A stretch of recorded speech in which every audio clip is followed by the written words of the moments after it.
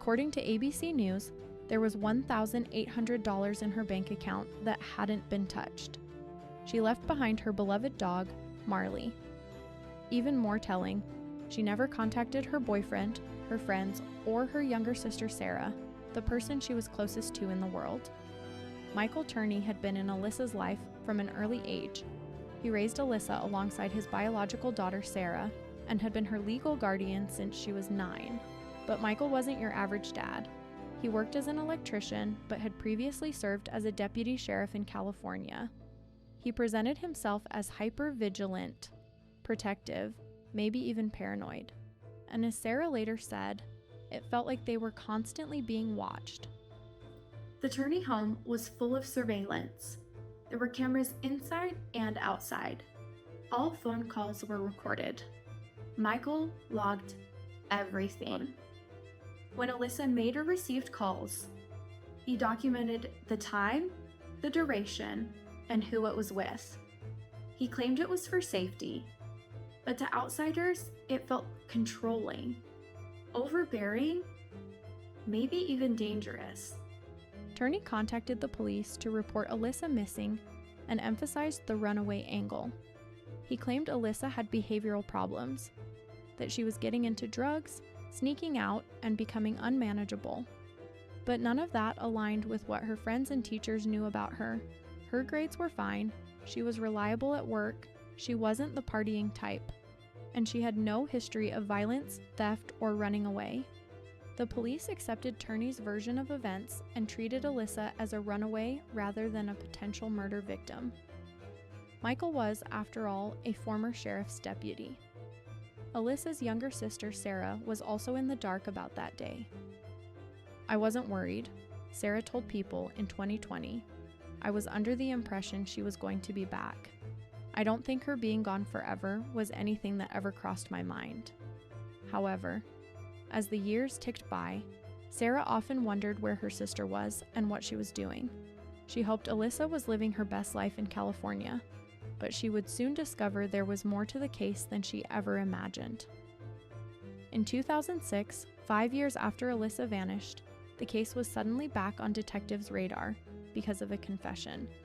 A convicted killer named Thomas Heimer claimed he had murdered Alyssa after meeting her in a hotel, but investigators didn't take long to realize the story didn't hold up. Heimer had a habit of confessing to crimes he didn't commit. Still, that false lead did something unexpected. It reopened Alyssa's case.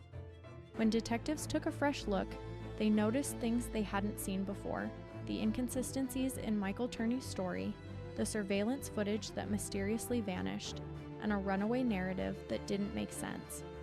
What began as a bogus confession would ultimately change everything.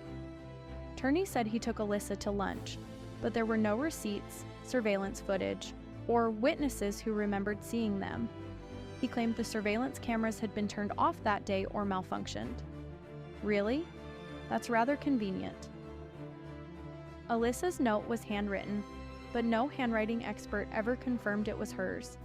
It seemed like the police bought his story, either because Turney was a former deputy or because they didn't take Alyssa's disappearance seriously.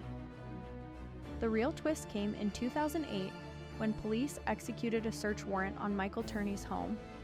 What they found shocked everyone. Inside the house were 26 homemade pipe bombs, assault rifles, a van filled with gasoline cans, maps, blueprints, and a manifesto accusing the International Brotherhood of Electrical Workers, Michael's former union, of being involved in Alyssa's disappearance. He claimed the union had kidnapped, abused, and killed his daughter. It appeared Turney was planning a full-scale domestic terrorist attack on the organization. It was delusional, dangerous, and terrifying. But why would Turney plan this attack if he was the one who killed Alyssa? Well, the timing of the planned attack was interesting. Turney was no doubt aware they were looking at him as the prime suspect in Alyssa's disappearance. It's possible Turney constructed a revenge-driven conspiracy theory that framed the electrical union as being behind his daughter's murder, as a diversion from the investigation into his own actions. Michael was arrested and sentenced to 10 years in federal prison on weapons charges. But despite the mountain of suspicion surrounding him, he was not charged with anything related to Alyssa's case. The story might have faded in the years that followed, but Sarah Turney wouldn't let that happen. She was just 12 when her sister disappeared, and for years she believed her father. In August 2020, nearly 2 decades after Alyssa's disappearance, Michael Turney was arrested and charged with second-degree murder.